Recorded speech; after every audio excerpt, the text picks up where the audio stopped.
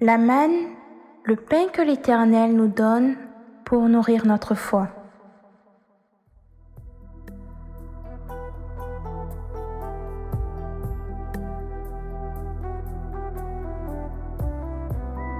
Shalom, shalom, bien-aimé du Seigneur Jésus. J'espère que tu vas bien. Bienvenue à ton moment de partage de la parole de Dieu. Nous prions le Saint-Esprit que le message de ce jour porte du fruit en toi et que ce fruit demeure au nom de Jésus-Christ de Nazareth.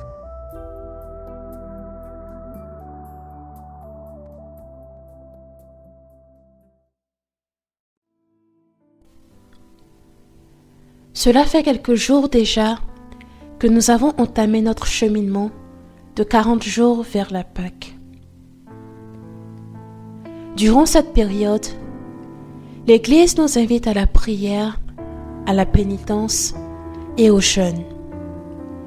Et je crois que plus que jamais, ce verset de Marc 8, 36 devrait faire écho à notre cœur.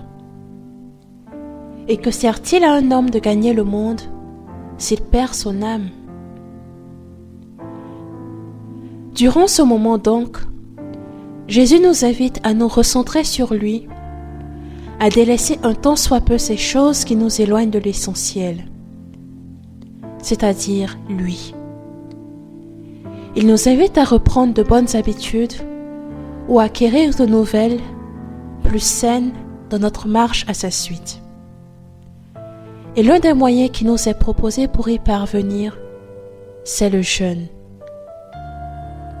En effet, le jeûne ne consiste pas seulement à se priver de nourriture, mais aussi de toutes ces choses qui, d'une façon ou une autre, ont une certaine ascendance sur nous et ont la capacité de nous éloigner de Dieu.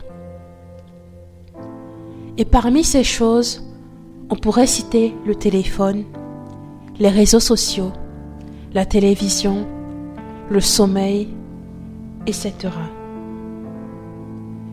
Ce jeûne pourrait donc se traduire de façon concrète par le fait de mettre son téléphone sur silencieux afin de ne pas être incité à le prendre dès lors qu'on reçoit une notification ou décider de ne pas se connecter sur les réseaux durant toute la journée afin de prendre ce temps pour la méditation ou pour la lecture de la Bible ou autres œuvres spirituelles qui pourraient nourrir et édifier notre foi. De décider d'écouter plus de musique chrétienne ou des enseignements durant ce temps. Essayez de se lever un peu plus tôt pour passer un peu plus de temps dans la présence de Dieu.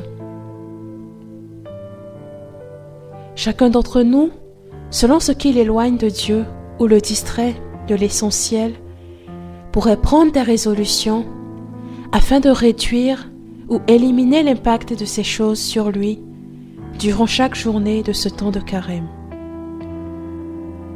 Le but étant réellement de découvrir ou redécouvrir notre Dieu et ce plan d'amour qu'il a eu pour nous en se donnant sur la croix.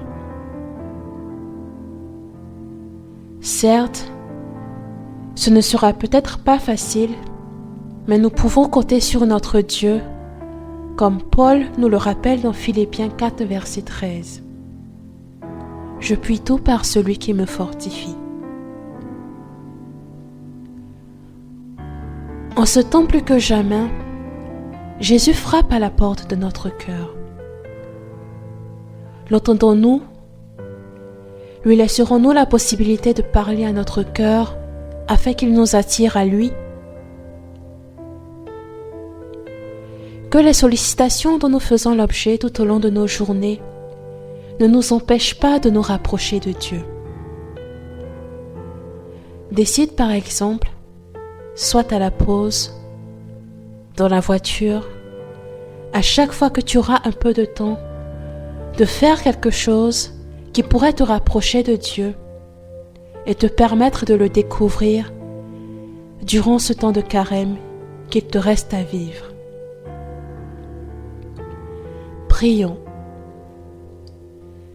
Dieu de bonté et d'amour, toi qui aimes tous les hommes et ne veux en perdre aucun, je viens à toi.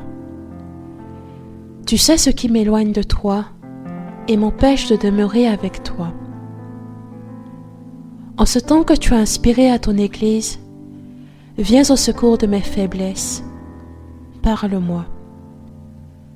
Montre-moi ce qui m'éloigne de toi et aide-moi à m'en détourner afin que je puisse davantage me rapprocher de toi, toi qui vis pour les siècles et les siècles. Amen. Pour finir, comme œuvre spirituelle, je pourrais te conseiller Histoire d'une âme de Sainte Thérèse de Lisieux, si tu ne l'as pas encore lu. Assurément, il te fera du bien.